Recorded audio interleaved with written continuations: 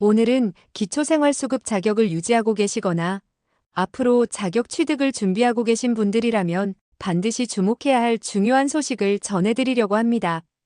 최근 휴대전화로 소득재산 확인 조사 안내 문자를 받으신 분들이 계실 것입니다. 2025년 10월부터 기초생활수급자 소득재산에 대한 하반기 정기 확인 조사가 본격적으로 시작됩니다. 이 조사는 여러분의 수급 자격 유지에 직접적인 영향을 미치는 아주 중요한 과정입니다. 미리 대비하지 못하면 예상치 못하게 수급이 중단되거나 급여액이 줄어드는 불이익을 당할 수도 있습니다. 오늘 영상에서는 이번 조사의 핵심 내용과 함께 수급 탈락을 피하고 여러분의 소중한 권리를 지키기 위해 반드시 알아야 할 모든 사항을 알기 쉽게 정리해 드리겠습니다. 이 영상은 여러분의 불안감을 해소하고 필요한 정보를 미리 알려드림으로써 현명하게 대응하실 수 있도록 도와드릴 것입니다. 혹시 이 영상을 보시고 궁금한 점이나 여러분의 경험, 의견이 있다면 언제든지 댓글로 남겨주세요. 영상 시작 전 구독과 좋아요, 알림 설정, 그리고 주변 분들께 널리 공유해 주시면 감사하겠습니다. 그럼 지금부터 2025년 하반기 기초수급자 소득재산 확인 조사의 모든 것을 알아보겠습니다. 많은 분께서 궁금해하실 것입니다. 정부는 왜 이렇게 정기적으로 소득과 재산 조사를 하는 걸까요? 보건복지부는 기초생활보장급여가 꼭 필요한 분들께 공정하게 지급되고 있는지, 그리고 자격 기준에 맞게 수급 자격이 유지되고 있는지를 정기적으로 확인하기 위해 이러한 조사를 진행하고 있습니다. 이러한 조사는 보통 상반기와 하반기, 이렇게 1년에 2차례 진행됩니다. 상반기 조사는 4월부터 6월까지, 그리고 지금 진행될 하반기 조사는 10월부터 12월까지 이어집니다. 이번 조사는 단순히 기본적인 사항을 확인하는 차원을 넘어섭니다. 우리가 흔히 알고 있는 소득이나 재산 외에도 평소에는 미처 생각하지 못했던 부분까지 아주 광범위하고 세밀한 항목을 들여다봅니다. 이는 복지 재정이 투명하고 효율적으로 사용되도록 하기 위함입니다. 국가의 한정된 재원을 꼭 필요한 곳에 지원하고 동시에 부정한 방법으로 급여를 받는 일이 없도록 시스템을 정비하고 강화하는 과정이라고 이해해 주시면 좋겠습니다. 이는 정당한 자격을 가진 수급자분들의 권익을 보호하고 복지 시스템의 지속 가능성을 높이는 데 필수적인 과정입니다. 복지 정책에 대한 국민들의 신뢰를 얻는 데도 매우 중요한 역할을 합니다. 그렇다면 이번 2025년 하반기 조사는 무려 전국 21개 기관과 141곳의 금융기관으로부터 받은 방대한 자료를 바탕으로 진행됩니다. 이 자료들을 통해 여러분의 다양한 소득 정보와 재산 정보, 그리고 금융재산 정보가 확인됩니다. 생각보다 훨씬 촘촘하게 연결된 정보를 통해 수급 자격 여부를 판단한다고 이해해 주시면 좋겠습니다. 먼저 소득 정보에 대해 말씀드리겠습니다. 여러분이 직장에서 얻는 근로소득은 물론이고 퇴직금, 실업급여, 산업재해로 받는 급여, 고용보험에서 보수가 확인되는 내용, 그리고 장애인 급여, 명예수당 등 정부나 공공기관으로부터 받는 모든 형태의 소득이 조사 대상입니다. 심지어 주식에서 발생한 배당금이나 은행 예금에서 발생하는 이자 소득, 농업인이라면 받게 되는 공익직불금까지도 여러분의 소득으로 간주되어 확인됩니다. 예를 들어 퇴직 후 실업급여를 받고 있는데 동시에 주식 투자를 통해 배당금을 받고 있다면 이 모든 것이 합산되어 소득으로 계산될 수 있습니다. 뿐만 아니라 자녀가 부모님의 계좌로 생활비를 정기적으로 송금해주는 경우 또는 통장을 대여해주고 사용료를 받는 경우 등 사적인 금전거래도 소득으로 분류될 가능성이 있습니다. 모든 수입원은 명확하게 확인되고 파악된다고 보시면 됩니다. 다음으로 재산 정보를 살펴보겠습니다. 여러분 소유의 자동차, 거주하고 있는 건물, 그리고 가지고 있는 토지 등이 모두 조사 대상입니다. 자동차의 경우 단순 소유 여부뿐만 아니라 차량의 종류, 연식, 배기량 등에 따라 재산 가치로 환산되는 기준이 다릅니다. 고급 외제차나 고가의 캠핑카 등은 일반 생계용 차량보다 더 높게 평가될 수 있습니다. 주택의 경우 소유하고 있는 건물의 공시지가나 실제 임대 수익이 있는지 여부도 파악됩니다. 농지나 임야 같은 토지는 공시지가를 기준으로 재산 가치가 산정되지만 만약 이 토지에서 정기적인 농업소득이 발생하고 있다면 소득으로도 중복 산정될 수 있습니다.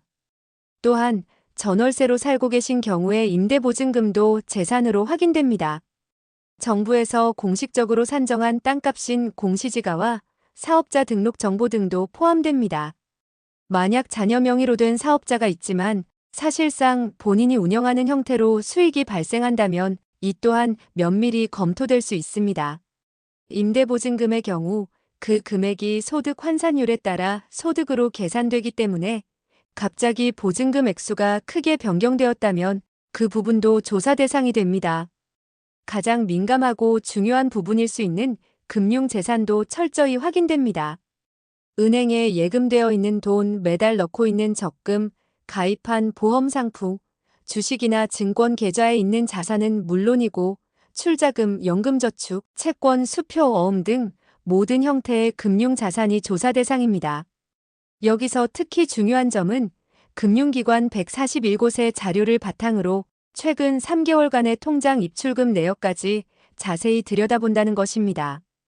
단순히 잔액만 보는 것이 아니라 통장에 들어오고 나간 돈의 흐름까지 파악하여 숨겨진 소득이나 재산을 확인합니다. 예를 들어 매달 정기적으로 큰 금액이 입금되었다가 바로 인출되는 패턴이 반복되거나 갑자기 거액이 들어왔다가 다른 계좌로 송금되는 등 불규칙적인 입출금 패턴이 발견되면 소득이나 재산 은닉 여부를 의심할 수 있습니다. 또한 통장의 이자나 배당금과 같은 금융소득까지 모두 포함되어 소득으로 간주되니 통장에 대한 관리가 매우 중요하다고 말씀드릴 수 있습니다. 이는 여러분이 예상치 못한 작은 금액이라도 합산되어 수급 기준을 초과할 수 있기 때문에 반드시 주의해야 합니다. 그렇다면 어떤 경우에 수급 탈락의 위험이 커질까요? 미리 알고 대비하는 것이 중요합니다.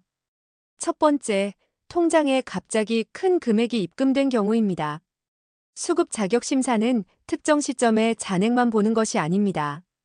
평균 3개월의 입금액을 기준으로 삼기 때문에 한 번의 단기 입금이라도 갑자기 통장 잔액이 크게 불어난 것처럼 보여 오해를 살 수 있습니다. 예를 들어 자녀가 부모님의 병원비를 대신 납부하기 위해 잠시 계좌에 큰 돈을 넣어두었다가 병원비를 결제한 경우 또는 전세보증금 계약을 위해 보증금을 잠시 넣어두었다가 다시 돌려준 경우 등이 있을 수 있습니다. 이렇게 불가피하게 큰 돈이 통장을 스쳐가는 경우에도 그 입금액이 정기적인 소득으로 오인될 수 있습니다. 이런 경우에는 반드시 해당 입금액의 출처와 사용 내역을 증빙할 수 있는 서류를 미리 준비해 두셔야 합니다. 병원비 납부 영수증, 계약금 입금 내역, 지인과의 차용증, 심지어 경조사비처럼 예외적으로 들어온 돈이라면 날짜와 액수를 명확히 기록해 두는 것도 좋습니다. 두 번째는 보험금 수령입니다. 최근 1년 이내에 받은 사고 보험금이나 사망 보험금, 질병 보험금 등 모든 형태의 보험금도 소득 또는 재산으로 평가될 수 있습니다. 특히 수익자를 기준으로 평가되기 때문에 본인이 보험금의 수익자로 지정되어 있다면 수급에 직접적인 영향을 미칠 수 있습니다. 예를 들어 상해로 인해 받은 보험금을 생활비로 사용하다 보니 통장 잔액이 늘어나 재산으로 산정될 수 있습니다. 또한 보험을 해지하면서 받은 해지환급금도 현금 자산으로 간주되니 주의해야 합니다. 보험금 수령 시에는 금액과 시기에 따라 수급 자격에 어떤 영향을 미치는지 담당 공무원과 미리 상담하여 확인해 보시는 것이 가장 안전합니다. 세 번째는 주식이나 코인 투자입니다. 주식은 시장 시세 기준으로 자산이 산정됩니다. 즉, 내가 가지고 있는 주식의 가치가 오르면 그만큼 재산이 늘어난 것으로 평가될 수 있다는 의미입니다. 주식시장은 변동성이 크기 때문에 조사 시점의 주식 평가액이 갑자기 높아지면 불리하게 작용할 수 있습니다. 비록 지금은 가상화폐, 즉 코인은 소득 조사에서 직접적으로 제외되지만 오는 2027년부터 가상자산에 대한 과세가 본격적으로 시작될 예정입니다. 이는 곧 코인도 앞으로 복지조사에 포함될 가능성이 매우 높다는 뜻입니다. 현재 코인에 투자하고 계시다면 미래에는 이 자산 또한 수급 자격에 영향을 미칠 수 있다는 점을 염두에 두시는 것이 좋겠습니다. 투자 수익뿐만 아니라 보유 자산 자체가 재산으로 환산될 수 있습니다. 추가로 유의해야 할 사항도 있습니다. 예를 들어 자녀나 손자녀가 부모님의 명의로 아파트나 토지 등 고가 부동산을 구입하여 명의만 등록해 놓은 경우도 있습니다. 이런 명의 신탁 재산 역시 추후 조사를 통해 발각되면 문제가 될 수 있습니다. 또한 간혹 지인의 사업을 돕기 위해 통장을 잠시 빌려주는 경우도 있는데 이 경우 해당 통장의 거래 내역이 본인의 소득으로 오인될 수 있으니 절대로 타인에게 통장을 빌려주어서는 안 됩니다. 소규모 아르바이트를 하거나 물건을 판매한 소득 등도 간과해서는 안 됩니다. 만약 이번 조사 결과로 인해 수급 중지 통보를 받거나 급여가 감소된다는 통보를 받으셨다면 너무 낙담하지 마세요. 대응 방법이 있습니다. 첫째, 소명 절차를 이용하세요. 만약 부당하게 수급이 중지되거나 급여가 줄어든다고 판단된다면 반드시 그 이유를 명확히 소명할 수 있는 관련 증빙 서류를 준비하여 이에 제기를 할 수 있습니다. 예를 들어 통장에 입금된 큰 금액이 일시적인 차용금이라는 것을 증명하려면 차용증과 상환 내역을 준비해야 합니다. 소명 기간은 보통 통보를 받은 날로부터 정해진 기간 내에 이루어져야 하므로 기한을 놓치지 않는 것이 중요합니다. 억울한 상황에 처했을 때는 적극적으로 자신의 상황을 설명하고 증명하는 것이 여러분의 권리를 지키는데 매우 중요합니다. 둘째, 다른 대체 제도를 이용할 수 있습니다. 만약 기초생활수급자 자격은 유지하기 어렵게 되었더라도 정부는 다양한 복지 제도를 운영하고 있습니다. 소득이 기초수급자 기준보다는 높지만 여전히 어려운 분들을 위한 차상위계층 지원 제도가 있습니다. 차상위계층이 되면 의료비, 교육비 등 다양한 복지 서비스를 받을 수 있습니다. 또한 갑작스러운 실직, 질병, 재해 등으로 인해 생계 유지가 어렵다면 긴급복지지원 제도를 활용할 수 있습니다. 이는 위기 상황에 처한 분들에게 생계비, 의료비 등을 한시적으로 지원하는 제도입니다. 지자체의 통합사례관리, 즉 희망복지지원단 등을 통해서도 상담과 필요한 도움을 받을 수 있으며 지역사회의 다양한 복지 자원과 연계될 수도 있습니다. 이처럼 다양한 제도가 있으니 수급 자격을 잃게 되더라도 결코 혼자가 아니라는 점을 기억해 주세요. 이번 조사를 앞두고 여러분이 꼭 기억해야 할 중요한 사항들을 다시 한번 정리해 드립니다. 가장 중요한 점은 통장의 특정 시점 잔액이 아니라 최근 3개월의 평균 잔액이 기준이 된다는 것입니다. 잠시 스쳐간 돈이라도 흐름이 보인다면 조사의 대상이 될 수 있으니 입출금 내역을 주기적으로 확인하는 습관을 들이는 것이 좋습니다. 따라서 통장으로 들어온 입금액과 그 사용처를 명확하게 소명할 수 있는 증빙 자료를 반드시 준비해 두셔야 불이익을 방지할 수 있습니다. 돈이 어디서 왔고 어디로 나갔는지 명확하게 설명할 수 있어야 합니다. 모든 금융거래는 기록으로 남습니다. 주식, 증권 계좌, 보험 상품, 은행 예금은 물론이고 심지어 예금에서 발생하는 작은 이자까지 전부 여러분의 소득이나 재산으로 포함된다는 점을 잊지 마세요. 작은 금액이라도 누적되면 큰 금액이 될 수 있습니다. 만약 부득이하게 수급 자격에서 탈락하게 된다면 다른 다양한 지원 제도를 병행하여 검토해보는 것이 현명한 방법입니다. 미리 알아보고 준비한다면 설령 자격이 변경되더라도 여러분의 생활을 안정적으로 유지할 수 있는 길을 찾을 수 있습니다. 이번 조사는 단순히 형식적인 확인이 아닙니다. 정부는 기초생활수급자분들의 생활 여건 변화를 매우 면밀하게 검토하고 있으며 부정수급을 방지하고 꼭 필요한 분들께 공정한 복지 지원을 제공하기 위해 전산 기반 조사를 매우 강화하고 있습니다.